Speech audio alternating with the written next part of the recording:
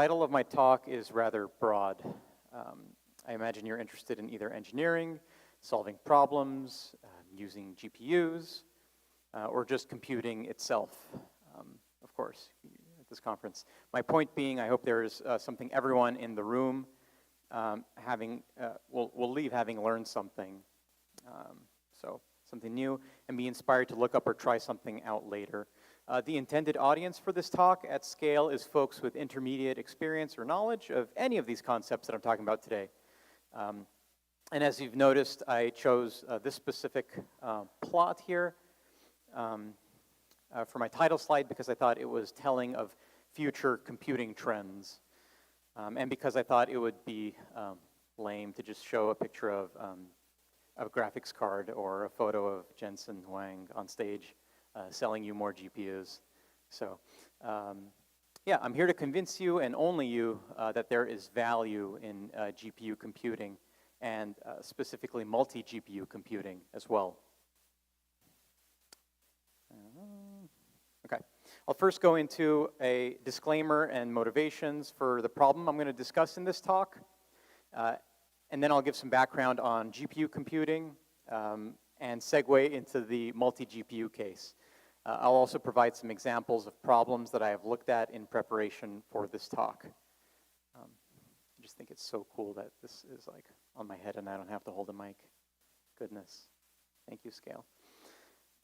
Here are some basic disclaimers that I'll go into super quickly. Views presented in this talk are my own and not that of my employer. I am not a programmer or a software developer.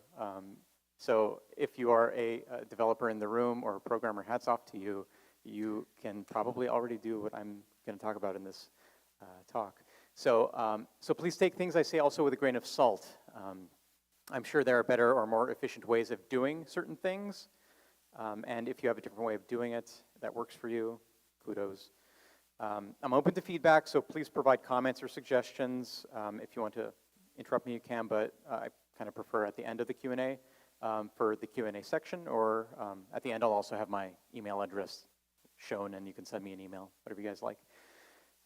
What I am is not a programmer, but I am a problem solver and one who wants to communicate that knowledge is meant to be shared. And some learning is best when done collaboratively. I don't work for NVIDIA, but I do use their hardware and their software. So I'll touch on that later. If something is available as open source, I will prefer that solution because we are at the SoCal Linux Expo after all. Because I know it is vetted by others, the source code is available, and there exists some level of documentation for it as well, or so we hope, right? Takeaway, if you have a novel idea, use anything that works for you to get results. Motivations. Why am I here? Or why am I here talking about this specifically?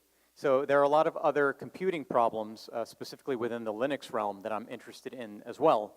But to answer that, I'm motivated by the fact that the most interesting problems to solve tend to be the hardest, or the ones that keep me up at night and annoy my wife that I'm still working on stuff at 1 or 2 a.m. I don't always get it right, but I do learn a lot in the process. And for me, that's the goal. It's learning. And I know that's kind of like a marketing thing to say sometimes, but I'm not selling anything, so it's the truth. I also note in my slides that in my time in computing, I've also learned the difference between being an operator, power user, engineer, and developer. And if you want to get nearer and dearer to how things work, you have to take them apart and learn how to put them back together again.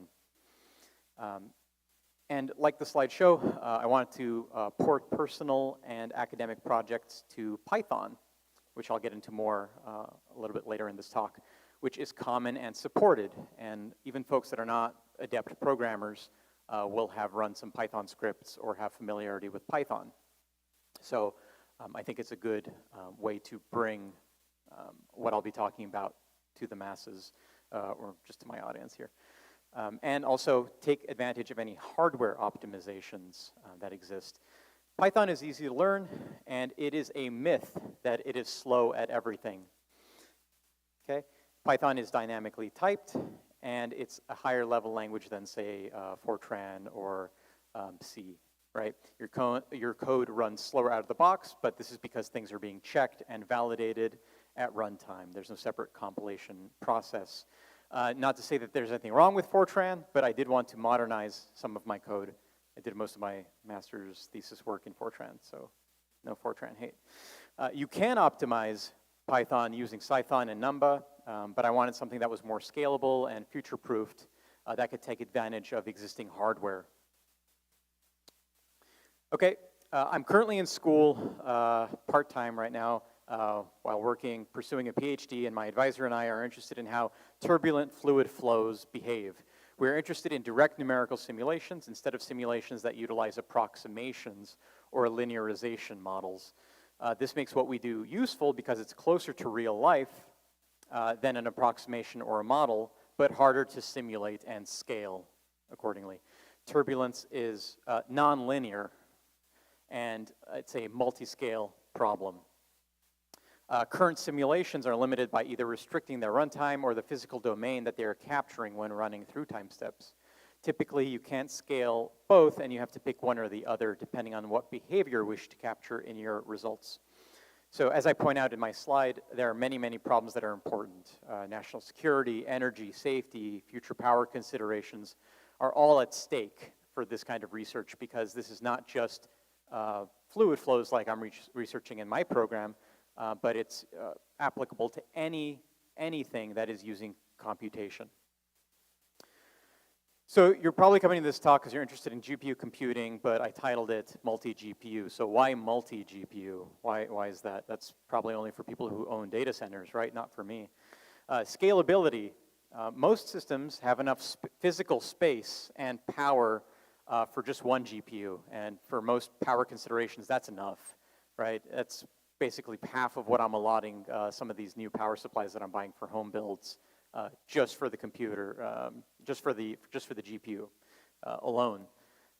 But of course, power supplies, motherboard servers continue to grow in capacity, and I theorize that multi-GPUs will become more and more commonplace. Folks can also buy multi-GPU capable motherboards, and they can, for example, I'm already starting this trend. I'm aware of NVIDIA selling NVLink to link two individual GPUs, right, to bridge them, and you can write code that can utilize both in parallel, right? So if not multi-GPU on one single system, right, multi-GPU can be done across networked nodes, right, which is how the OpenAIs of the world, the NVIDIAs of the world, folks that are doing all the Gen AI in the background are linking all of these systems together. They're not all doing all of that on one single GPU, right? So complexity rooted in questions, aka nonlinear problems, demand complexity in answers. So that means the models that you work with also will not be linear. The tools I have at my disposal. I personally, not to make it vendor specific, right? I'm specifically working with CUDA in this talk. If you want to stay vendor agnostic, right? RCM, ROCm, or Triton are other models that exist for doing computation on GPUs. The code that you write must be cognizant, must be aware of routines that the CPU, that the host can run, versus what the GPU, also known as the device, can run. That's a distinction that I'll get into a little bit more. Right, the very first requirement to performing compute on GPUs at all is having a library that can translate code that you write and data you input or declare, meaning variables or arrays, into GPU memory. And by default, most programming languages at runtime will store data in system memory, which will execute calls and functions via the CPU. Because GPUs and CPUs are separate devices, they must speak a language that both of them can understand and interpret as well. Indeed, in NVIDIA's CUDA language, there exists this distinction. So clicking through, CUDA C is mentioned in this talk as well. That's NVIDIA's solution to having C, but built in with C++ extensions in order to allow for on-device execution on the GPU with multiple threads. Nickel is also another library that's used to enable multi-GPU computation on NVIDIA GPUs for a multi-GPU setting. And in the example at right, I show C code that's extended by CUDA and defines a function called a quote-unquote kernel that gets executed on a GPU device. If you can read the text within that main function, you will see a reference to the kernel using the triple less than and greater than symbols, which kind of looks weird, known as the execution configuration syntax in the CUDA language. And that tells it that whatever it is trying to run there on the host should be run on that GPU device. Okay, and in NCCL, which is, stands for the NVIDIA Collective Communication Library, there are two ways of implementing multi-GPU, and that's via CUDA streams. For people, just quick show of hands, does anyone here actually code in CUDA? Wild, okay. So if you're familiar with CUDA streams, that is something that's very, very useful for running certain jobs in parallel. And if you're not using CUDA streams, right, you can also get an assist from MPI, the message passing interface, to create separate threads on the fly for each GPU. So the very first requirement to performing compute on GPUs, it's a previous one. How CUDA is structured must be well understood if you want to solve engineering problems in this paradigm. Like I said, everything must be seen and considered through the eyes of a CPU versus GPU. Failing to do this, if you're interested in converting a lot of the code that you yourselves in the audience are running to run from a CPU to a GPU, you must keep this in mind, because failing to do this or take this into consideration will add overhead, complexity, and compilation runtime errors to your code base. Most projects looking to use CUDA will suffer a quick death in this way. So the more you know about CUDA's capabilities before you start getting into this, the better. So how can I solve a simple math problem using a GPU? How can I use CUDA to do it? So a little bit about me. Most talks start with an introduction at the beginning. I'm doing it now because I'm just, I don't know, strange. But I think it makes more sense to give some context about the problems I'm interested in, give some motivation first. So first of all, I'm a Los Angeles native, hiker, camper, husband, and dad. I got my bachelor's from UC Santa Cruz, go Slugs, heck yeah. And my master's from the Technische Universität in Darmstadt in Germany, which is a cool place to be if you're just hanging out.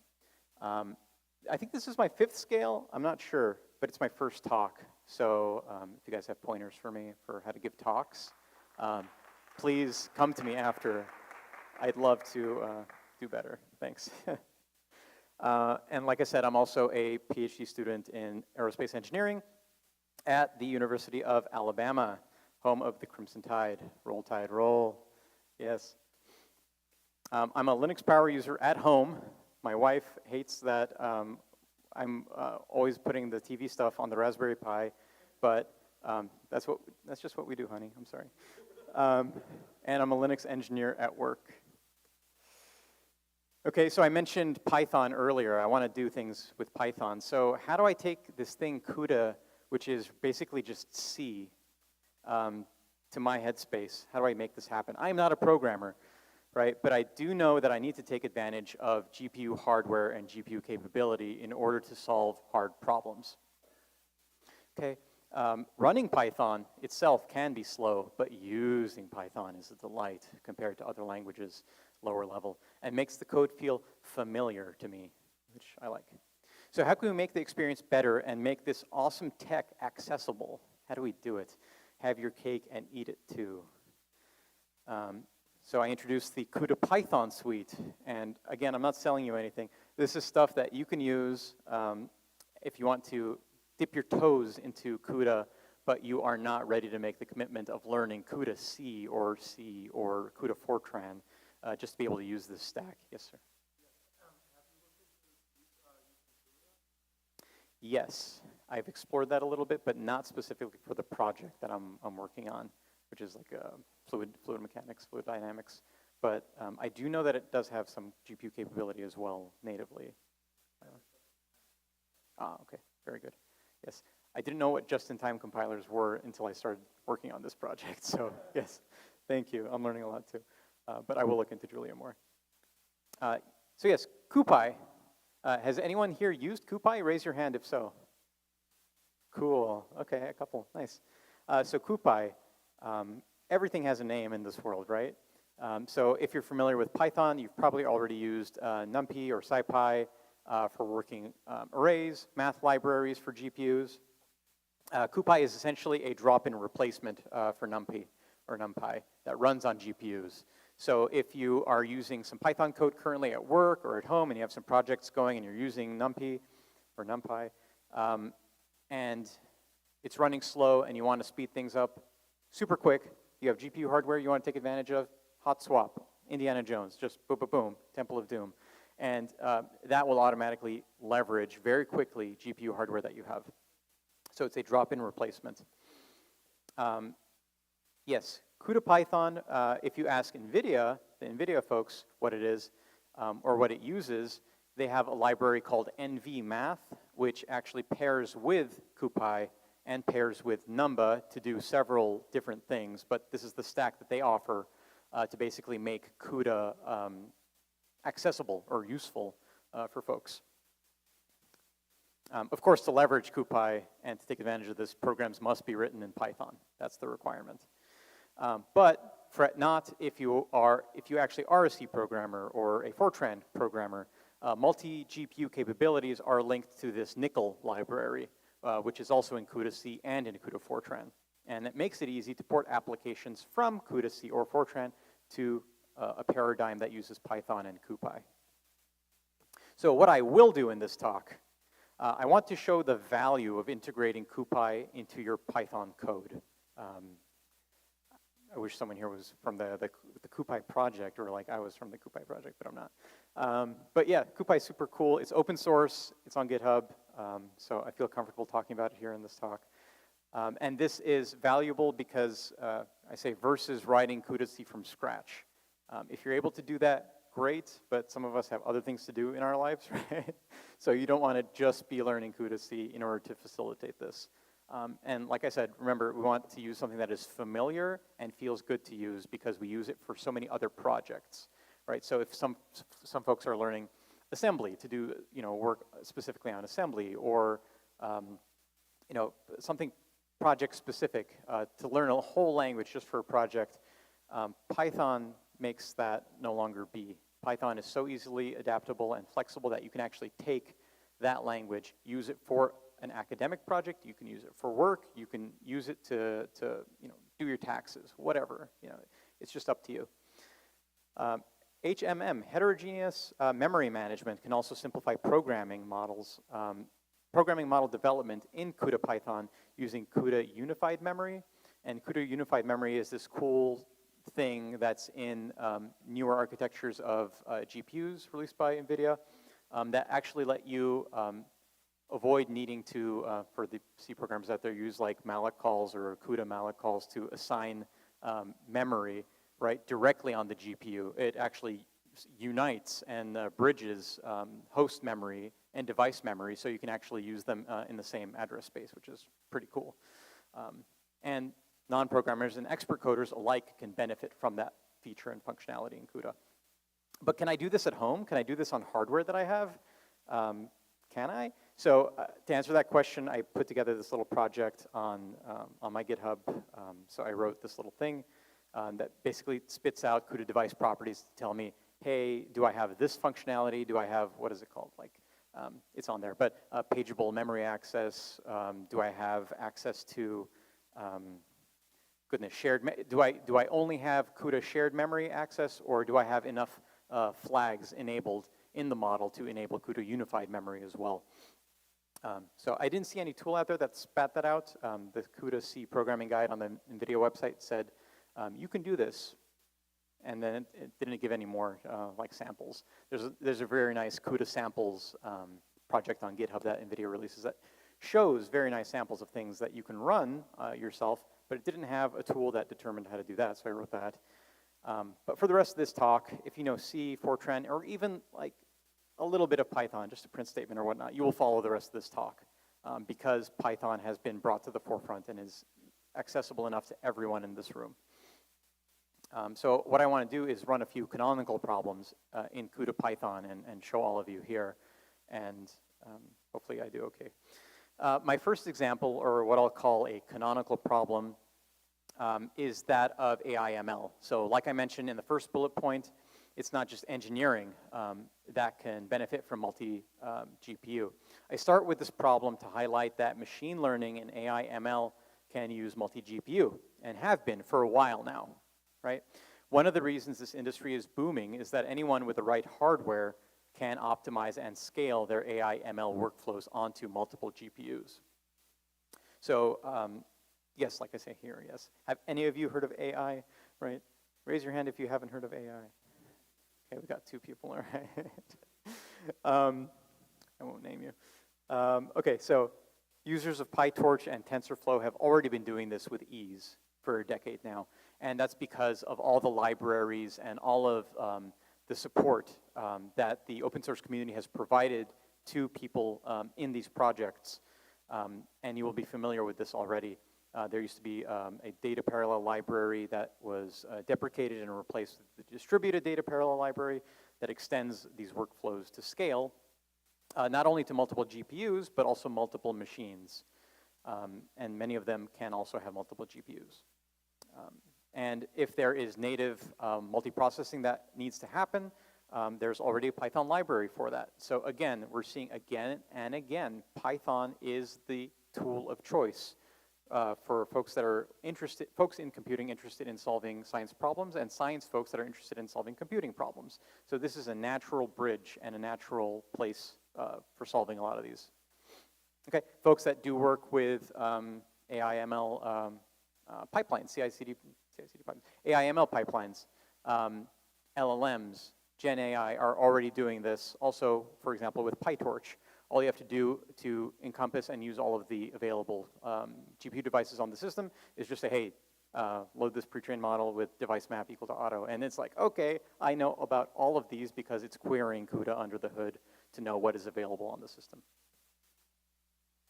Okay, so I mentioned Nickel as well, optimized primitives for collective multi-GPU communication. This enables GPUs, this enables GPU compute for multiple GPUs on one box on the same system, multi-node GPUs on different systems, basically right tethered via networking, either Ethernet or InfiniBand or what have you, or even multi-node, multi-GPU. There's a very nice set of blogs written by an employee of NVIDIA, a gentleman by the name of Mark Harris. He coined MNMG, which is just multi-node, multi-GPU. But it's a specific paradigm, it's a specific way of solving these systems, right? Having an ecosystem where you can run this software that you're writing that can take advantage of all of this in order to solve your problems. Okay, Nickel is compatible with any multi-GPU model, right? So that includes single thread control of all the GPUs, and gentlemen, they're familiar with CUDA streams. If you're familiar with CUDA streams, that's single thread control of all the GPUs, if you can work that out at the CUDA level. Multi-threaded, meaning right, one thread per GPU, and multi-process, leveraging a helper function or helper software like MPI for message passing. Okay? So that was problem 1, AI/ML, PyTorch, TensorFlow. I want to get deeper. Nickel operations canonical problem 2. There are 5 types of primitive operations that Nickel focuses on, shown on the slide. All reduce, broadcast, reduce scatter, and all gather. The colors represent ranks, or you can think of them as just the GPU cards themselves, which you can think of separate GPUs. These primitive operations are the foundation of how data gets shuffled and manipulated between GPU devices and CPU host.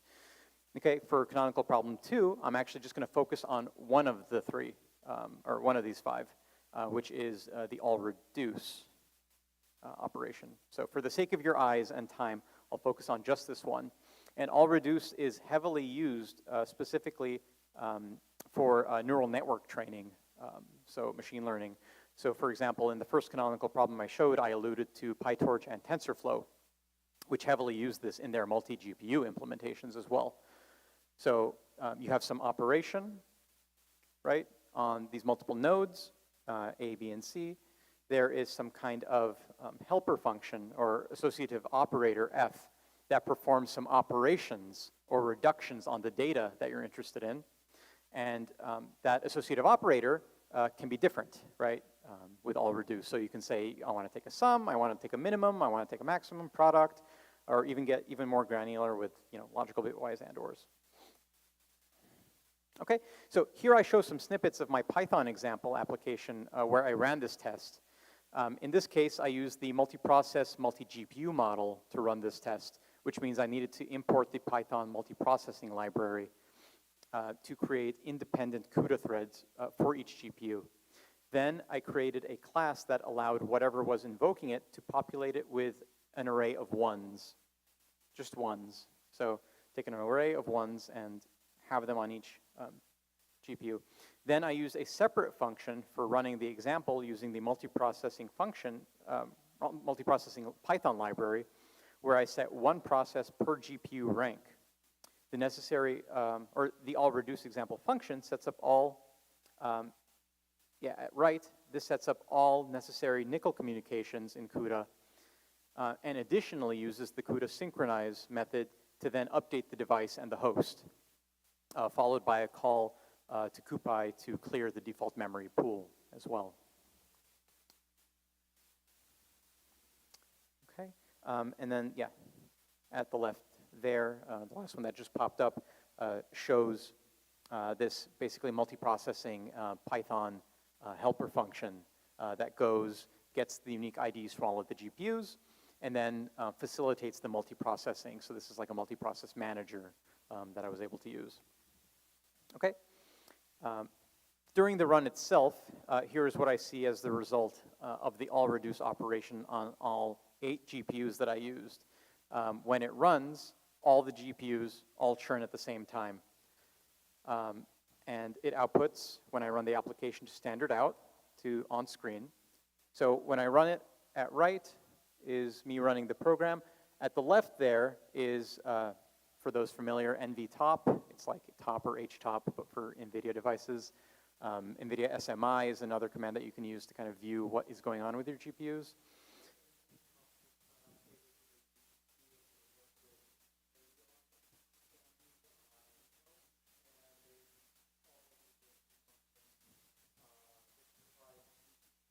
Cool, cool. No name change though, hopefully in the application. Okay. Okay, cool. So yeah, this outputs to screen, but that's very good. Nice to know that NVTop is alive and well as far as updates go. Okay. The question?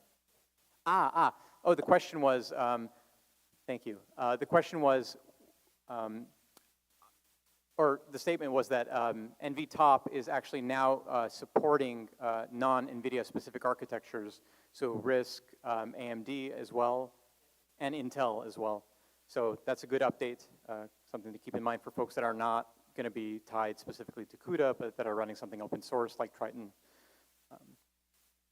Okay, but how can I apply this to engineering? Who's here today because they want to hear about engineering aspects or physics aspects? Wow, sick, okay. All right, cool, you guys. All right, sounds good. Super interesting to me too, the last thing that we saw, but you might be, you might think it's cool, but you may be asking yourself, when is this guy going to start talking about engineering and science? Okay, so maybe you're not asking yourself this question. Maybe you're hungry, your stomach is growling, it's dinner time.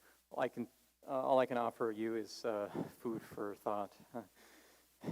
Dad jokes. But don't forget, game night is right after this talk. Okay? Turbulent fluid flows are some of the coolest things around. You see it in action when you add cream to your coffee, condensed milk to your Thai iced tea, or when you're landing your private jet, which is where you can see wake turbulence visualized with sufficient tracer. Why are you guys laughing? You don't have private jets? Come on. Okay. All right. I have that pause in here. Pause for laughing joke about private jets. Another place where this is seen is nuclear fusion experiments. Actually, cool place to see them, both in magnetic confinement fusion down there at the bottom, and also in inertial confinement fusion at the top left. So 2 different techniques, 2 different ways to do nuclear fusion studies and experiments. But guess what? They're both interested in turbulent fluid flows. Magnetic for like plasmas and things like that, and then inertial confinement for like mixing of different species, protons, neutrons, different things. Okay, so this stuff is happening. It's no longer a pipe dream, right? A lot of folks always say it's always 20 or 30 years away. Well, here it is. And what makes turbulence difficult to characterize is its nonlinearity and its multi-scale, multi-species, and cascade behavior.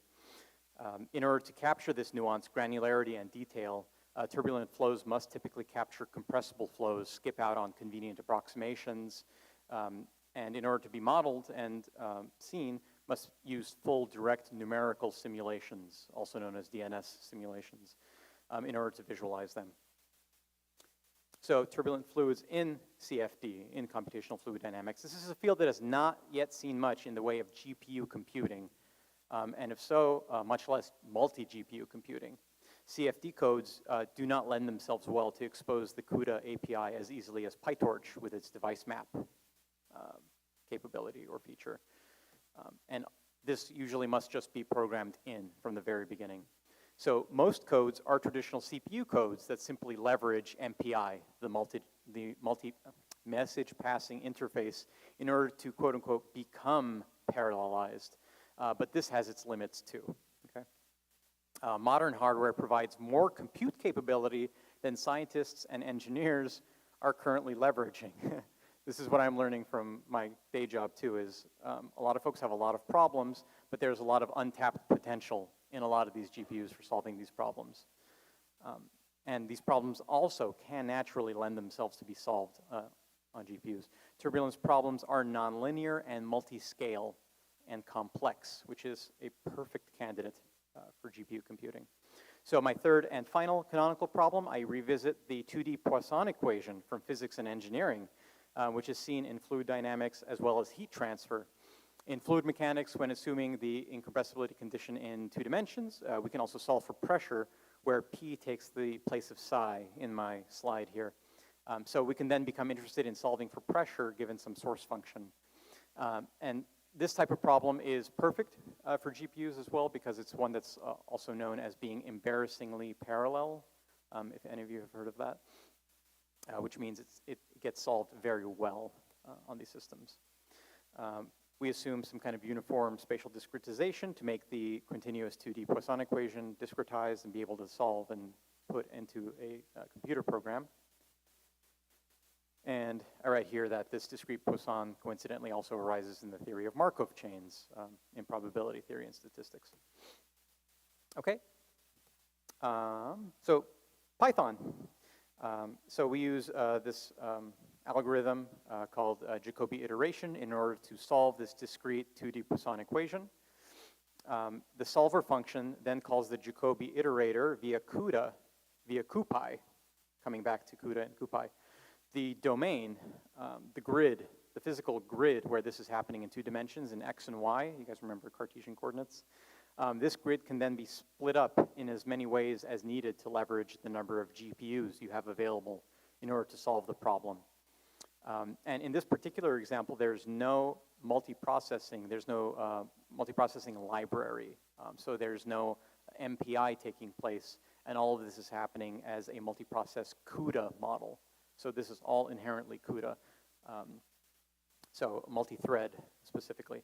So keying off a number of GPUs present on a system and splitting the grid accordingly can of course be greater automated if you have some systems that have 2 GPUs, let's say at your home lab or small business, and then if you have 4 GPUs or 8 GPUs or 16 GPUs at like a data center or an enterprise location, you can split it up accordingly as well. And this is just one example, of course, a million other ways to do this. Okay. Then after running this program multiple times with different NX and NY in my Python code, that just defines the problem size, right? The grid, X versus Y. And in this example, I'm using 2 GPUs instead of 1.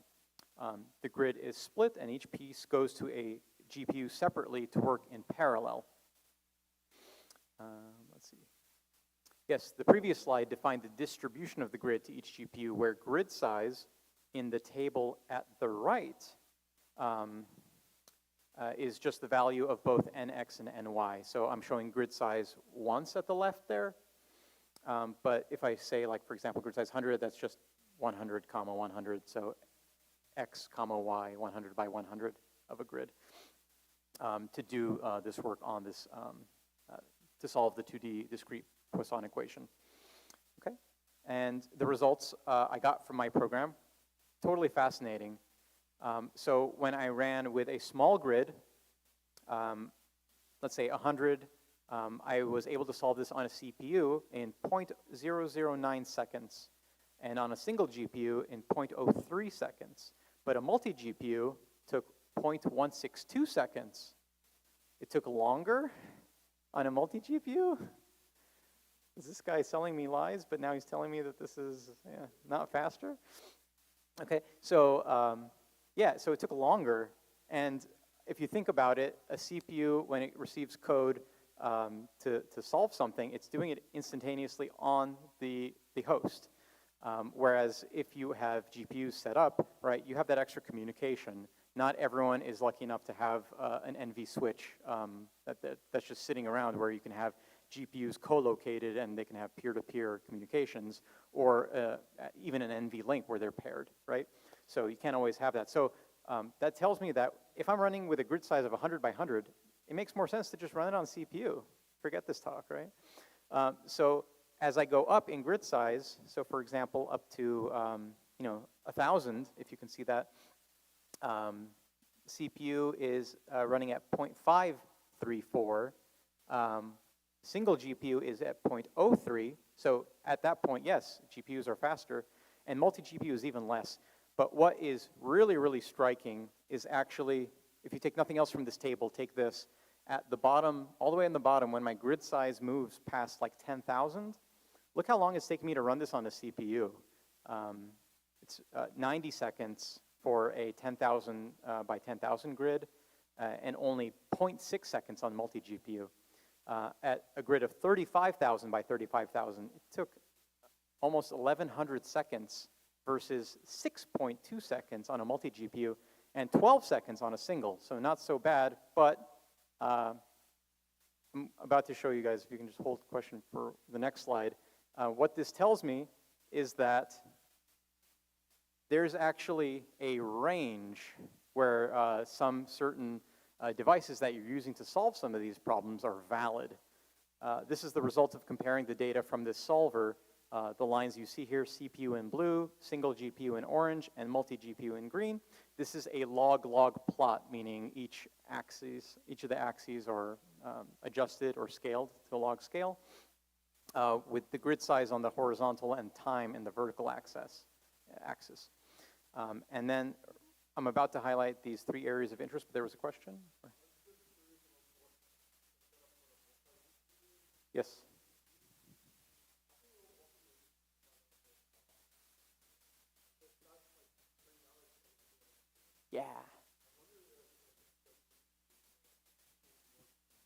Yeah, I'm curious about that too. Yeah. I wanted to show all of the things, but I knew I had finite time, so I was wanting to just keep it adjusted. But yeah, good point. And I think even in the next plot that I'm about to show, you kind of do see a little bit of that there's like a almost linear relationship between them too, even in the log-log. But yeah, it's expected. Yes. So for these here, on this one, I was using A100s, NVIDIA A100s, but you can do this for the single GPU case, you can do it on any GPU, right? Plain and simple. And yeah, so they were, A100s, NV switched, which is, of course, faster than NV Link, but something to keep in mind. Yeah.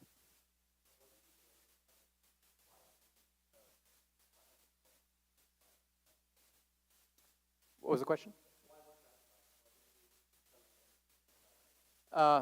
It seemed like a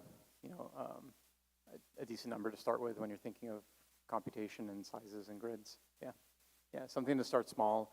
I had data.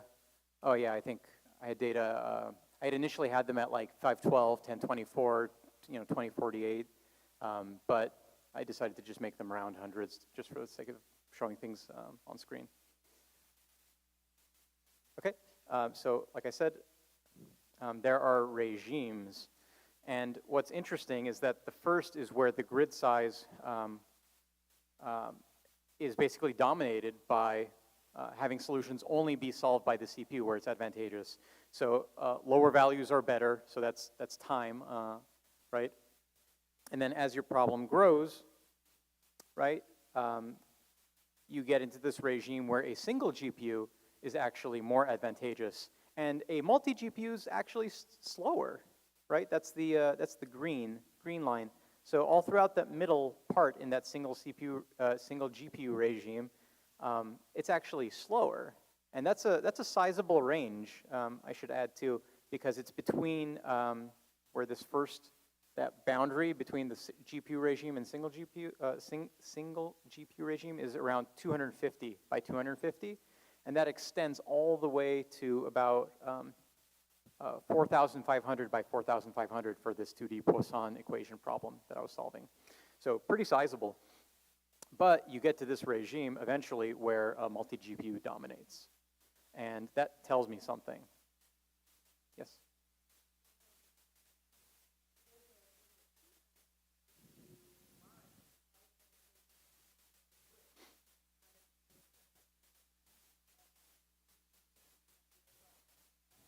That's a very good question. So the question was, what is up with this little peak on the multi-GPU green line in the middle? I don't know. I don't think that's, it could be an artifact. There was a lot of other sources of error. It could have been systemic, like a systemic source of error from other processes running on this server. This was a shared server that this was all running on. So other folks are running things too. So when that gets very intense, it could explain a little bit of deviation. So all of these should be taken with a little bit of a standard deviation grain of salt, essentially. Okay?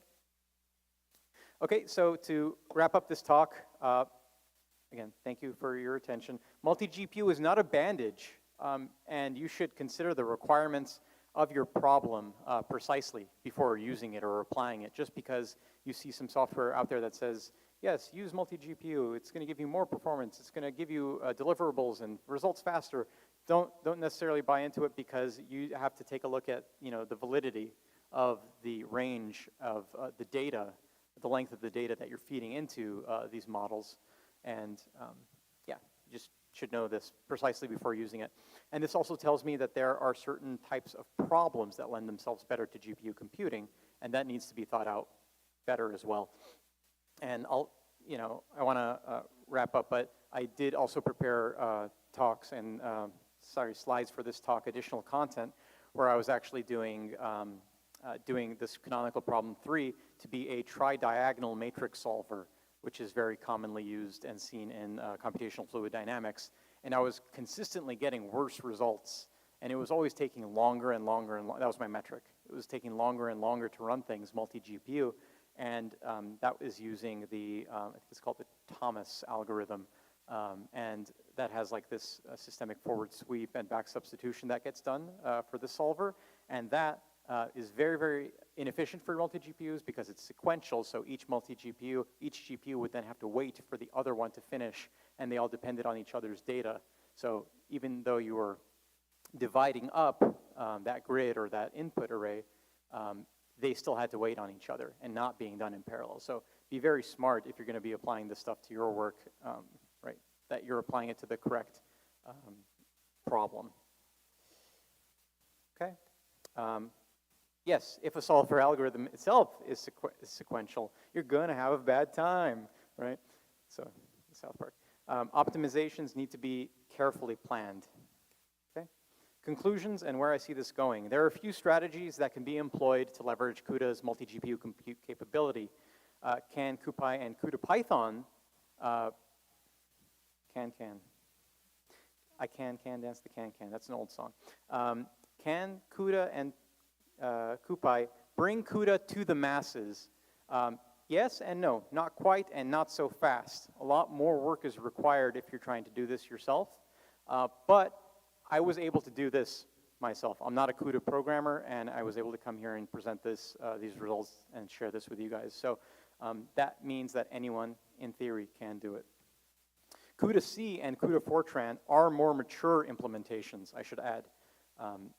But there is room for CUDA Python to make an impact in engineering, science, and AI/ML, and should be explored more.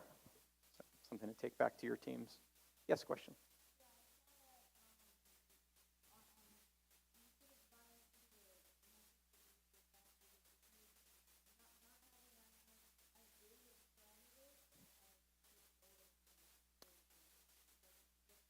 Yep, that's correct. Yep. Yep, so the question or comment was, don't immediately buy into multi-GPU just because it's more and better and faster. Definitely look at the problem that you're trying to solve to see if it's appropriate. And I should also add, when I was showing that multi-GPU regime, the types of problems that I'm personally interested in are in that regime. So I feel good about that I'm going into that territory knowing that the problems that I'm solving are difficult and multi-scale and use a lot of data, right? So what's next for me in my projects? Take what I learned here for this talk and then make it useful for my PhD program, right? So in theory, I should have worked on my PhD stuff and then brought it here, but I'm actually doing the opposite. So I told my advisor, I'm like, Scale's coming up. I'd love to give a talk on GPU stuff. He's like, cool.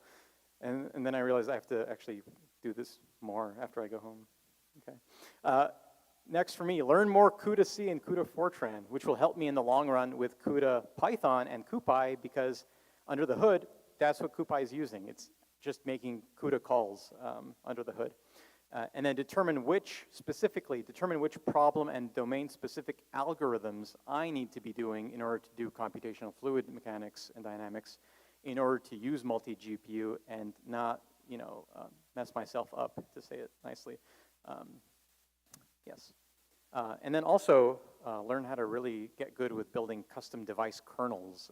So that means doing very, very GPU device-specific CUDA code that can be solved very, very quickly on the device level, either via CuPy, binding libraries, or CUDA-C, dare I say. So thanks go out to my doctoral program advisor, Dr. Denis Aslangil, for continued support throughout this project, and who will continue to advise me on this project after today's talk. Thank you also to the Aerospace Corporation, who is, it's my employer. So I work there. And I'm in a graduate student fellowship there, and they've been supporting me also in my graduate studies, working on my doctoral program. So hats off to them. And thank you to Scale, of course, as well, and the open source community for providing everything that they've provided, which we all, of course, all of us hope to give back to one day, right? If you aren't already. Oh, this little unicorn is a reminder. Special thanks to my wife, who's here today. Thanks for being patient. For letting me work on this stuff while our 2-year-old is like in the background. So references, if you want to look at references, here are a bunch of references that I'll leave on screen for just a moment. I'll point out that nearly all of my references are links to open and public documentation on the internet. So use your resources wisely and just look at stuff, look stuff up when you want to look stuff up. The information's out there. So I'll leave it there. If you guys want, you can also email me. I can send this slide as well if you need references. But lots of stuff out there. And yeah. Any questions? So we have 10 minutes left. That's the end of my talk. I will now yield the remaining 10 minutes to questions. Are there any questions from the audience? Saw the first one here, Phaedrus.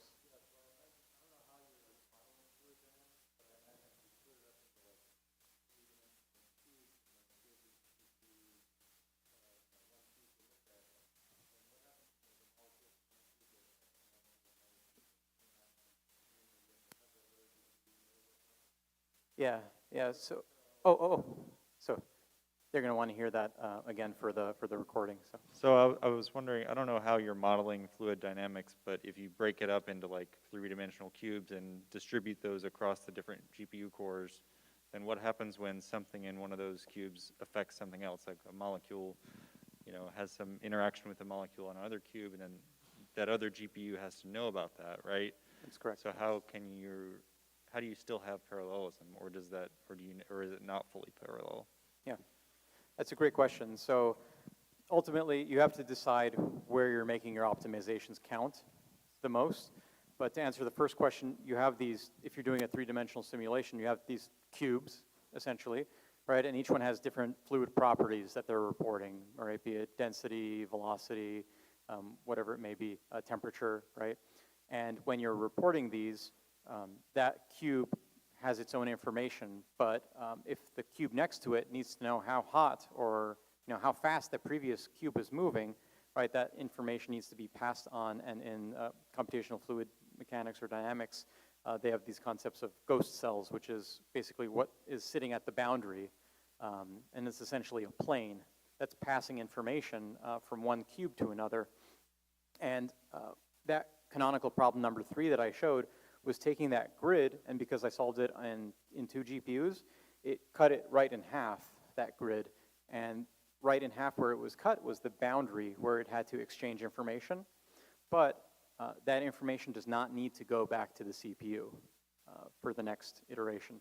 That can be passed from one GPU to the other, provided, right, that you have some capability of linking those GPUs, such that you do not have that additional bandwidth where it's going, through the system, through the motherboard, back to the CPU to do the actual computation. So when you have these ghost cells that have that information, you can limit and significantly mitigate the number of calls that have to be made. And there's a lot in CUDA as well, where you have to say that, okay, some things can run in parallel while everything is running via CUDA streams, but certain things where there is dependence on the previous time step or previous spatial location, that information has to get passed. But you optimize where you can. You can't do it everywhere, but if you can reduce the time by just having GPU to GPU communications, for example, via that nickel library, you can optimize overall and from like a macroscopic scale, decrease the time, simulation time. So instead of being something that lasts 3 months, it can be something that's 3 weeks or 3 days even. So there are all sorts of different optimizations that you can make depending on how much time you want to spend optimizing your algorithms. So, yeah. Correct, but hopefully not waiting on the CPU side, right? All the waiting that is done is strictly in the CUDA level. And if there's any part of that communication where there isn't waiting involved, for example, like a different aspect, that can run in parallel and progress forward. So my question was Brian, about, you did benchmarks to figure out which regime different sizes of the data set would go into. And in order to do that type of benchmarking, it seems like you need to have access to multi-GPU to see if something falls into that regime. Do you know good ways to do that without having access to multi-GPU, or easy ways to temporarily have access to multi-GPU, or any ways to kind of look at what's going to be running and get a sense of which regime it may fall into without just testing it? Yeah, that's a great question. So, for everyone heard, I don't have to repeat it, but how do you know which regime you're going to be in before? And that's kind of the point of studies like this, and it's kind of also what I want to do as part of my doctoral program. So I am in an aerospace engineering program, but I'm not, flying planes or designing, looking at airfoils. I'm really interested in bridging my knowledge with computation and science in order to solve problems. And one of them is, where should these problems be run, right? So it's trying to answer exactly that. So having some kind of, prescriptively, some kind of model that tells us, the kinds of problems that I'm interested in, should they be solved multi-GPU? Is it worth the investment, right? Is the, lemon, what's the expression? Is the juice worth the squeeze? Yes. Thank you. Is it worth it, right? Or can everything be done single GPU? And I think that was very like a naive approach for me to do, a naive attempt to show that on screen, to say, there are regimes, there are different places, right, that exist in terms of the problems, the size of the problem that you're trying to capture. But I hope that that's something that can be studied more, especially industry-specific too. You know, aerospace is working on different problems. Pharmaceuticals are working on different problems. Biology, protein folding, they do GPU computation as well, right? They're going to have their own optimizations, things that are very, you know, domain-specific, that will let them do that and answer that question for each industry themselves. So I hope that answers that. Cool, cool. Yes, question. Oh, I was just curious how fluid dynamics affected nuclear fusion, because I was working on that. So. Oh, cool, cool. Yeah, yeah. It's as you can imagine, it's complex. So when you are, I gave two examples, right? I gave you asked about nuclear fusion, Yeah. right? So there are two paradigms in the nuclear fusion world, which is magnetic confinement of plasmas, right, to create in fusion environments, and there's also inertial confinement. I think Lawrence Livermore is working on, they're the ones who have the most recent results with inertial confinement fusion, and also ITER in France. There's a small town in France called Cadarache, and they have a huge facility that's almost like CERN, but for the nuclear fusion world, and they do magnetic confinement fusion. But they're modeling multiple species of fluid, right? So they have regular gases that get heated, right? When gases get heated, they break down, ionize, and then also form plasmas. And plasmas actually have a different set of physics that regulate them, that are different than traditional classical fluids, right? So that's basically it. Yeah. Okay. When you have that interplay between those different fluids, that must be modeled. And if you have a more accurate depiction of how that is modeled in real life, in 3 dimensions, and also in the 4th dimension, which is time, right? How that happens in time, right? You can more accurately make predictions. You can actively make mitigations for things that could go wrong. So the more simulations you do, the more information you can get. I hope I answered that. Cool. Yes? I was wondering if you would happen to have more benchmark data on, in particular, like CPU vector instructions, aka AVX or SIMD, etc. I think you're talking about like architecture-specific things, or what do you mean? So CPUs, I guess newer and newer CPUs have more and more accelerator that are yes. like ECA's GPU, I guess. Yes. And I was wondering if you would happen to also have benchmarked those for if you optimize like a Python program for those as well as for GPUs and stuff. Yeah, negative. No, I don't have that for CPU code. If that is something that you're interested in, check out Numba.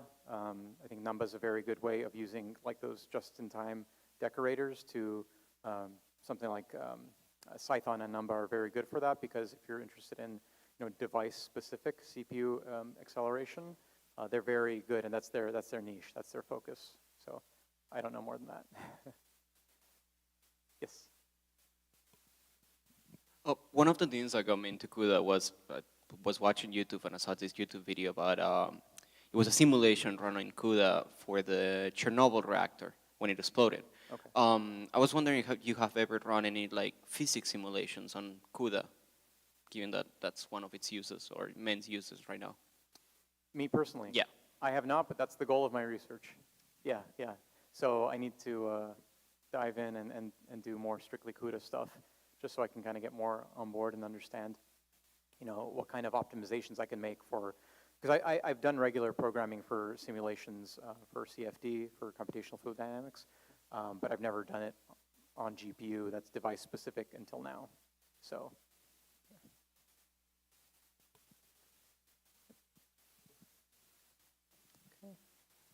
So the graph you were showing earlier about the different regimes between CPU, single GPU, and multi-GPU. Yep. You're only showing showing the time spent with either 1 GPU or 2 GPUs. is there, if you're trying to extend that further to even more GPUs, is there like a 2 GPU, 3 GPU regime and so on and so forth? Or at the multi-GPU regime, is it at the point where you could just put as many GPUs as you could reasonably put into a single Yeah. system and have it improve the performance? Yeah, this goes back to PyTorch, also in the AI ML world, right? If you're able to provide additional things that CUDA can see, you can definitely use more GPUs to do compute, and you can get results faster, right? With the example that I gave here, I showed it for 2 GPUs. If you want to have additional ones, I think there was already a question that was posed by one of these gentlemen too, asking, would that speed things up, right? Would it? Because it looked like there was like a 2x improvement in solution time. So if you throw more GPUs at it, can you do it faster? And I think yes, you can, but right, you have to make additional considerations of, can my code do that? Right, your code has to be able to do that. Did I answer your question, or did I go off on a tangent? Might have gone on a tangent. Okay. What was unclear? Or what did I miss? Or like, is there like a 2 GPU regime where like adding additional GPUs wouldn't help? Very good question. Yeah. Very good question. I just need to do this again and just do it for a more than 2 GPU case. But then I would have to then take the same code and actually program it for the 2 GPU case, which it already is, 4 GPU case, the 8 GPU case, and so on. Because currently it's set in stone. The reason I mentioned PyTorch earlier is that does it seamlessly because their libraries that they've written to handle that has already been coded, because they have teams of programmers that they pay up the wazoo to do that. So, but yes, in theory, it can be done, and I would imagine, to answer your question, that you would have additional regimes, perhaps. Yeah. Especially for more complicated problems, too. This is a very simple 2D small problem. Larger problems, yes. Okay, we are at time. Want to be respectful of everyone else's time, and also just say, where is my thank you slide? Thanks everyone for coming. Thank you so much. If you guys have more questions, I'll just stick around and I'll just kind of I used the word apparition earlier, I'll just kind of drift.